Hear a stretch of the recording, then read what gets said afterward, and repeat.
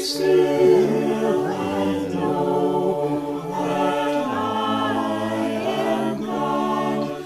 Be still and know that I am God. Be still and know that I am God. I am the Lord that healeth thee. I am the Lord that healeth thee. I am the Lord that healeth thee. In thee, O Lord, I put my trust. In thee, O Lord, I put my trust. In thee, O Lord, I put my trust. Good morning and welcome to today's Thought for the Day for Monday, June the 28th. My name is Ruth Crosland and I'm part of the ministry team of the Avon Valley Churches, which is a collection of 7 churches in the northwest corner of the New Forest in Hampshire. It's a great joy and delight to welcome you this morning and to share with you some of my thoughts for today. In fact, I think it's going to be a bit of a ramble, so I'm going to perhaps subtitle this chat with you as Ruth's Ramblings, because I have been known to ramble in more ways than one. This morning, you will have heard at the beginning of this conversation, I hope, the words and music to the hymn, Be Still and Know That I Am God. Words taken from Psalm 46. And also, I hope you will have seen a photograph which I took recently of a complete stranger by the side of the motorway. For me, I realised when I saw this person, who I know not, that this was a sense of distilling what I was thinking that might be happening as we emerge out of the final stages of lockdown in England. The picture, the photograph, which hopefully you've seen, but if not, I will describe it anyway, shows a man lying on a grassy bank. We were on a journey. We were leaving our home in Christchurch to go on a brief holiday and were driving along the M27. And it was really very busy and really very noisy and quite uncomfortable because it was also quite hot. So we decided to stop at Rownham's.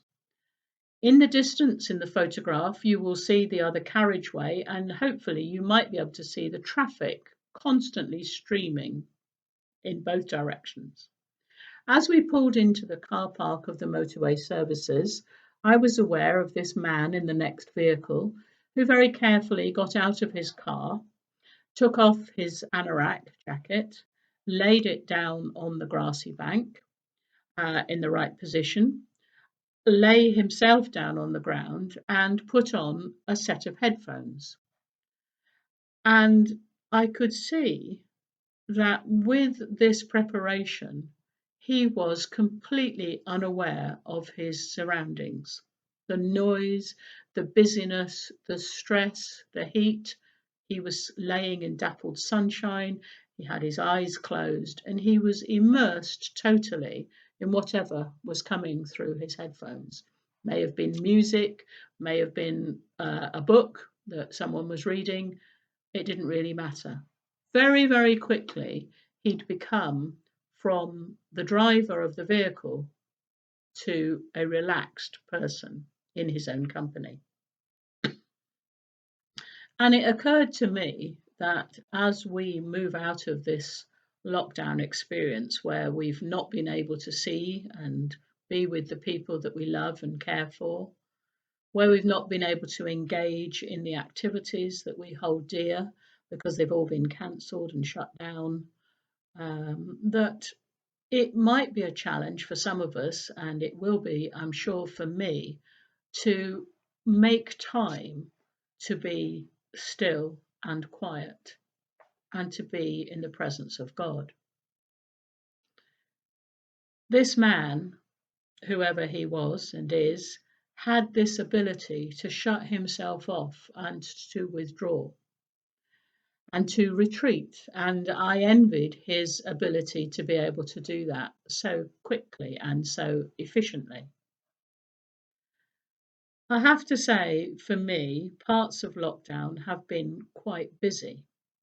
Although some activities have obviously not taken place, other activities have crept in, including, of course, the ubiquitous Zoom meetings. And I suppose if anyone were able to describe me and you asked, they would say, well, Ruth is quite often very, very busy and doesn't appear to always manage her time well. And it's been a constant theme throughout my life. When I was busy working, I was always busy. It seemed to be non-stop from 8:30 in the morning till 5:15 in the afternoon. I felt like I was spinning plates and juggling and didn't always catch or everything that was falling. So I did think when I finally retired that maybe I would try very hard to be better at it. But it is, I have to say, or I have to say more correctly, a work in progress in this area. Funnily enough, over many years, this has been a theme of my life. And I have here some bath essence, which I have kept for some time unused, partly because of the words on the outside of the container. And it says, and I'll read it to you, goal. Every morning you are handed 24 golden hours.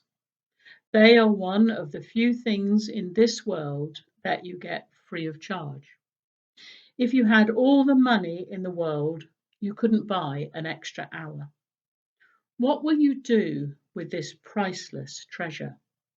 Remember, you must use it as it is only given only once. Once wasted, you cannot get it back. And I keep this as a reminder, try and encourage me to use my time more productively. It doesn't always work, I have to say, but it's something I'm trying to achieve.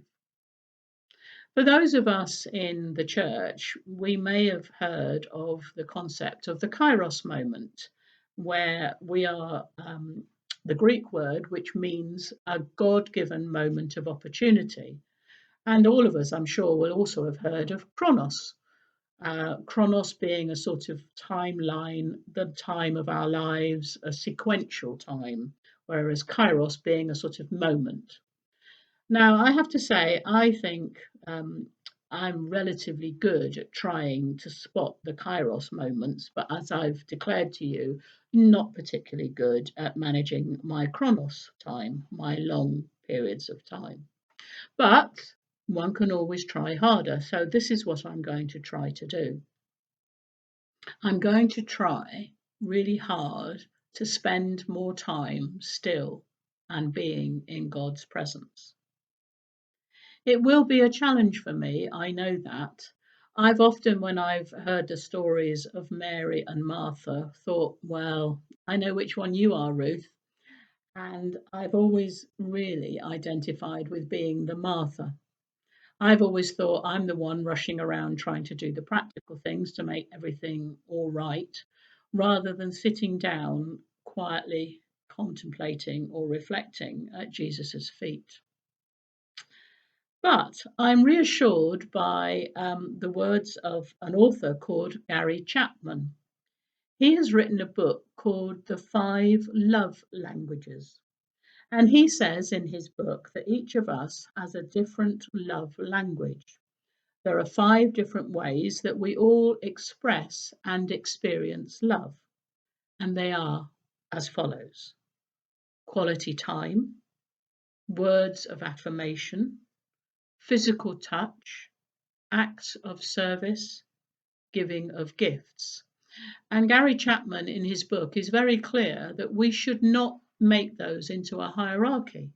All of them are to be equally valued and needed, and none is more inferior or superior. I have to say, looking back and reminding ourselves of Mary and Martha, there were moments, certainly in Martha's life, where she felt she was more superior by actively organising things, and Mary was kind of wasting time.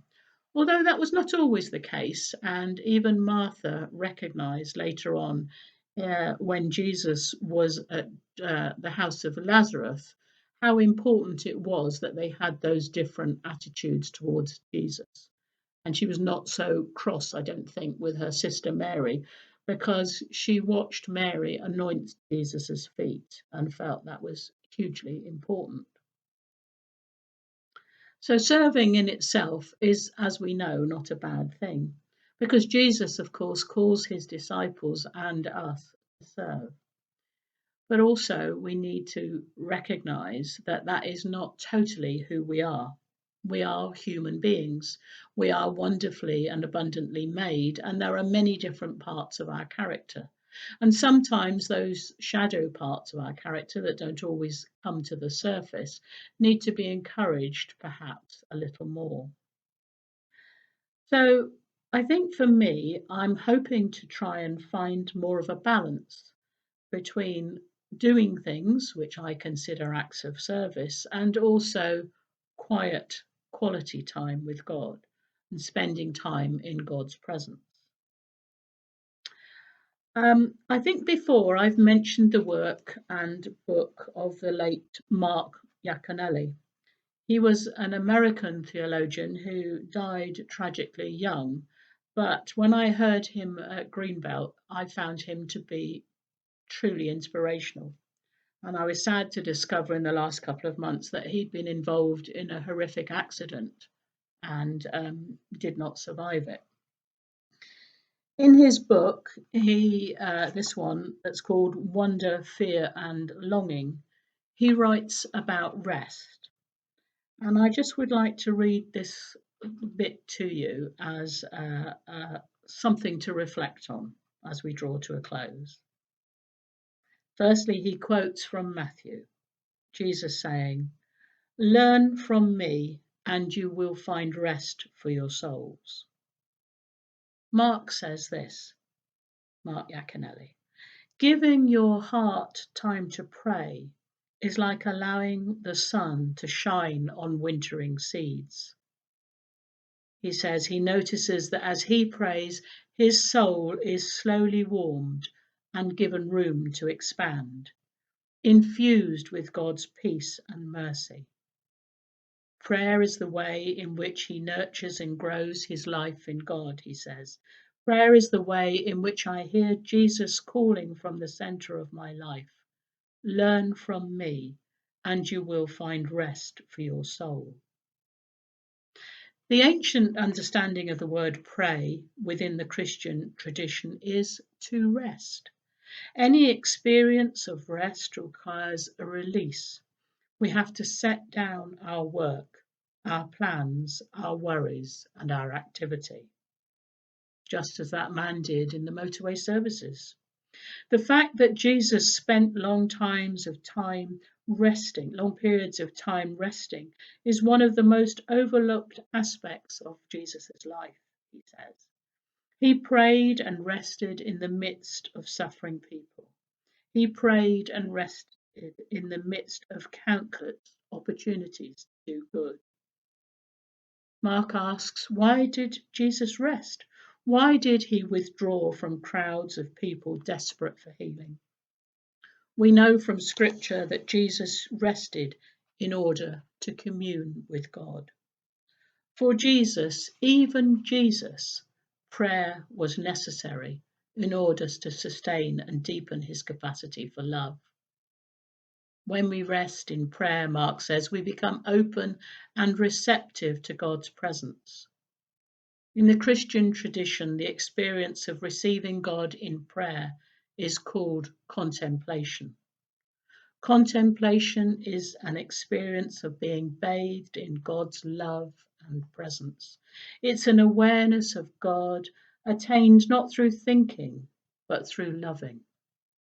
It is the experience Jesus refers to when he says, "Abide in me," John chapter 15, or when the psalmist speaks of when he writes, "Be still and know," as I said from Psalm 46. It's the experience the psalmist refers to when he describes a child resting on his mother's lap, as in Psalm 131. Contemplation in prayer is when suddenly we need no words, when we can relax and enjoy God's love with humility and gratitude. So, as I close this morning's thought, I'd like us to listen to the words and music of "Be Still for the Presence of the Lord," something which I'm hoping personally to try more of, and I know for me it will not be easy, but it's something that's important. Bless you all for listening. Have a good day, have a good time, and hope to see you all again very soon. Bye bye for now.